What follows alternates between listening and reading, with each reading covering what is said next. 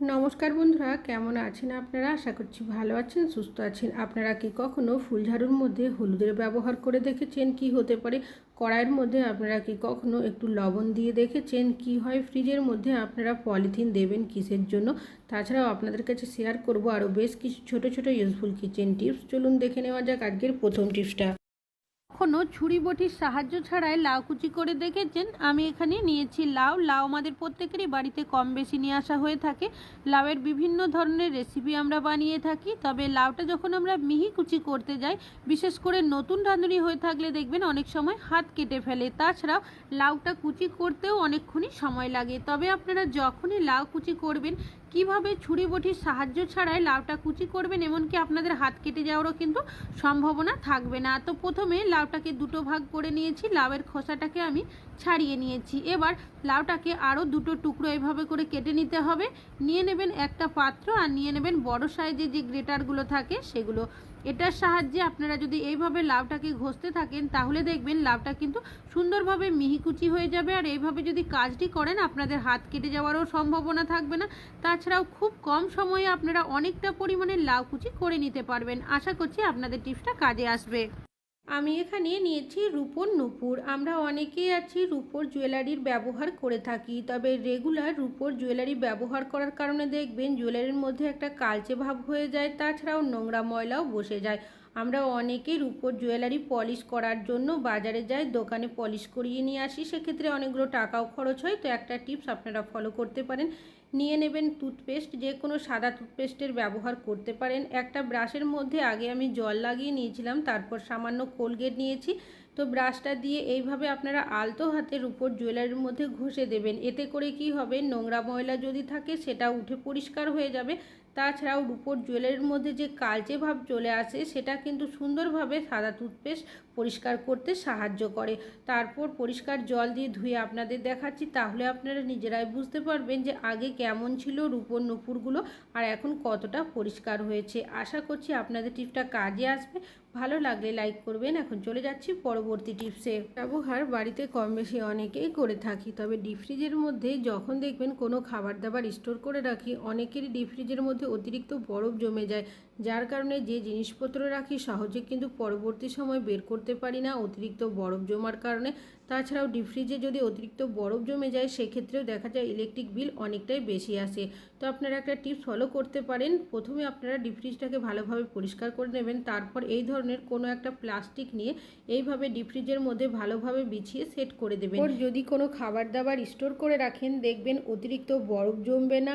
যদিও সামান্য বরফ জমে থাকে, সেটা কিন্তু প্লাস্টিকের নিচের সাইডে থেকে যাবে। এতে করে ইলেকট্রিক বিলও কম আসবে। যখন খাবার দাবার বের করবেন, সহজে আপনারা বেরও করতে পারবেন। ভালো লাগলে লাইক করবেন। এখন চলে যাচ্ছি পরবর্তী টিপস।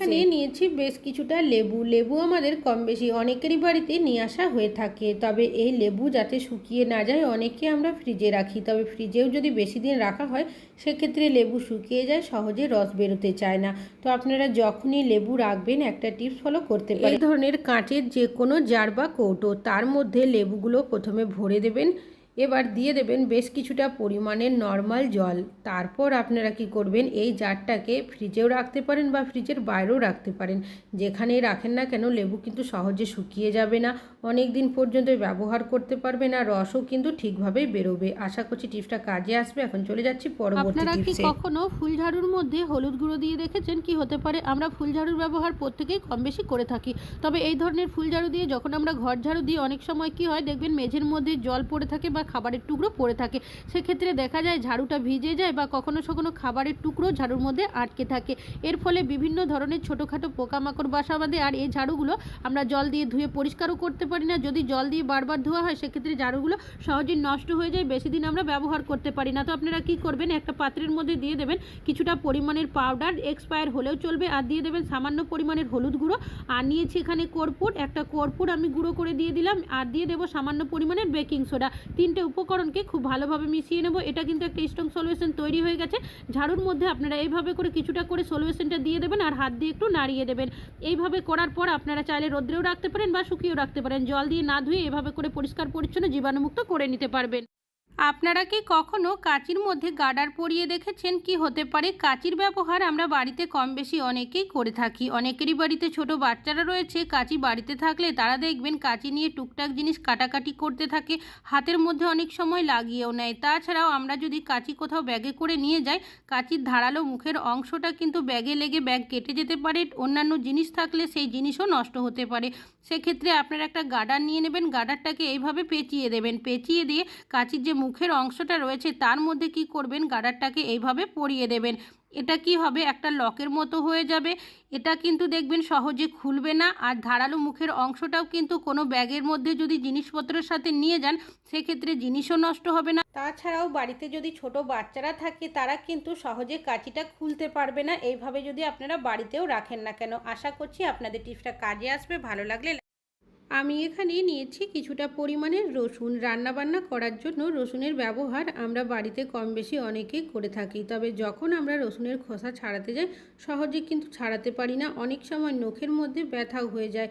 তবে যখনই বেশি পরিমাণে রসুনের খোসা ছাড়াবেন কি করবেন, একটা কৌটো বা জার নিয়ে নেবেন, তার মধ্যে রসুনের কোয়াগুলো দিয়ে দেবেন। আমি এখানে কিছুটা গোটা ছোলা নিয়েছি, আপনারা এখানে মটর বা কাবলি চানারও ব্যবহার করতে পারেন। তারপর কৌটোটাকে এইভাবে আপনারা কিছু সেকেন্ড ঝাঁকিয়ে নেবেন, তাহলেই দেখবেন রসুনের খোসাগুলো কিন্তু অনেকটাই আলগা হয়ে ছেড়ে আসবে। তো দেখতেই পাচ্ছেন কতটা সহজে রসুনের খোসাগুলো ছেড়ে এসেছে। এবার যদি দেখেন এক দুটো রসুনের খোসা লেগে রয়েছে, সেক্ষেত্রে আপনারা হাত দিয়ে আলতো হাতে টেনে নিলেই দেখবেন সেই খোসাগুলোও কিন্তু খুব সহজেই ছেড়ে আসবে। যখনই আপনারা বেশি পরিমাণে রসুনের খোসা ছাড়াবেন, এই পদ্ধতিতে যদি ছাড়ান খুব বেশিক্ষণ সময়ও লাগবে না, নখের মধ্যে ব্যথাও হবে না। আশা করছি টিপসটা কাজে আসবে। ভালো লাগলে লাইক করবেন। এখন চলে যাচ্ছি পরবর্তী টিপসে। আপনারা কি কখনো ফুলঝাড়ুর মধ্যে হলুদ গুঁড়ো দিয়ে দেখেছেন? কি হতে পারে, আমরা ফুলঝাড়ুর ব্যবহার প্রত্যেকেই কম বেশি করে থাকি। তবে এই ধরনের ফুলঝাড়ু দিয়ে যখন আমরা ঘর ঝাড়ু দিই, অনেক সময় কি হয় দেখবেন মেঝের মধ্যে জল পড়ে থাকে বা খাবারের টুকরো পড়ে থাকে। সেক্ষেত্রে দেখা যায় ঝাড়ুটা ভিজে যায় বা কখনো কখনো খাবারের টুকরো ঝাড়ুর মধ্যে আটকে থাকে। এর ফলে বিভিন্ন ধরনের ছোটোখাটো পোকামাকড় বাসা বাঁধে। আর এই ঝাড়ুগুলো আমরা জল দিয়ে ধুয়ে পরিষ্কারও করতে পারি না। যদি জল দিয়ে বারবার ধোয়া হয়, সেক্ষেত্রে ঝাড়ুগুলো সহজেই নষ্ট হয়ে যায়, বেশি দিন আমরা ব্যবহার করতে পারি না। তো আপনারা কি করবেন, একটা পাত্রের মধ্যে দিয়ে দেবেন কিছুটা পরিমাণের পাউডার, এক্সপায়ার হলেও চলবে, আর দিয়ে দেবেন সামান্য পরিমাণের হলুদ গুঁড়ো। আর নিয়েছি এখানে কর্পূর, একটা কর্পূর আমি গুঁড়ো করে দিয়ে দিলাম, আর দিয়ে দেবো সামান্য পরিমাণের বেকিং সোডা। তিনটে উপকরণকে খুব ভালোভাবে মিশিয়ে নেব। এটা কিন্তু একটা স্ট্রং সলিউশন তৈরি হয়ে গেছে। ঝাড়ুর মধ্যে আপনারা এইভাবে করে কিছুটা করে সলিউশনটা দিয়ে দেবেন আর হাত দিয়ে একটু নাড়িয়ে দেবেন। এইভাবে করার পর আপনারা চাইলে রোদ্রেও রাখতে পারেন বা শুকিয়েও রাখতে পারেন। জল দিয়ে না ধুয়ে এভাবে করে পরিষ্কার পরিচ্ছন্ন জীবাণুমুক্ত করে নিতে পারবেন। আগে কখনো কড়াইয়ে রান্নাবান্না করার আগে একটু লবণ দিয়ে দেখেছেন? কি হতে পারে, কড়াইয়ে রান্নাবান্না কম বেশি আমরা অনেকেই করে থাকি। বিশেষ করে কোনো কিছু ভাজাভাজি করলে কড়াইয়ের তলার সাইডে এমনভাবে পুড়ে যায় যেটা সহজে পরিষ্কার করতে পারি না, অনেকটাই ঘষা মাজা করতে হয়। তো সেক্ষেত্রে সামান্য লবণ দিয়ে দেবেন আর কিছুটা জল দিয়ে এইভাবে করে কড়াইয়ের মধ্যে ভালো করে লাগিয়ে দেবেন। এতে কি হবে, একটা লবণের আস্তরণ হয়ে যাবে। তারপর যদি কড়াইয়ের মধ্যে কোনো কিছু রান্নাবান্না করেন, আপনারা নিজেরাই দেখবেন রান্না হওয়ার পরেও কড়াইটা কিন্তু একটুও পুড়বে না। অনেক সময় তেল চিটেও বসে যায় তলার সাইডে যদি ভাজাভাজি করতে যায়। যখনই কোনো কিছু রান্নাবান্না করবেন, কড়াইয়ের মধ্যে সামান্য এইভাবে যদি লবণ মাখিয়ে তারপর রান্নাটা করা হয়, সেক্ষেত্রে দেখবেন কড়াইয়ের তলার সাইডে একটুও পুড়বে না। শুধু জল দিয়ে যদি পরিষ্কার করে দেন, সেক্ষেত্রে পরিষ্কার হয়ে যাবে। যেহেতু অনেকটাই গরম রয়েছে, সামান্য জল দিয়ে ধুয়ে দেখাচ্ছি, দেখতেই পাচ্ছেন কতটা সুন্দর পরিষ্কার হয়েছে। আশা করছি টিপসটা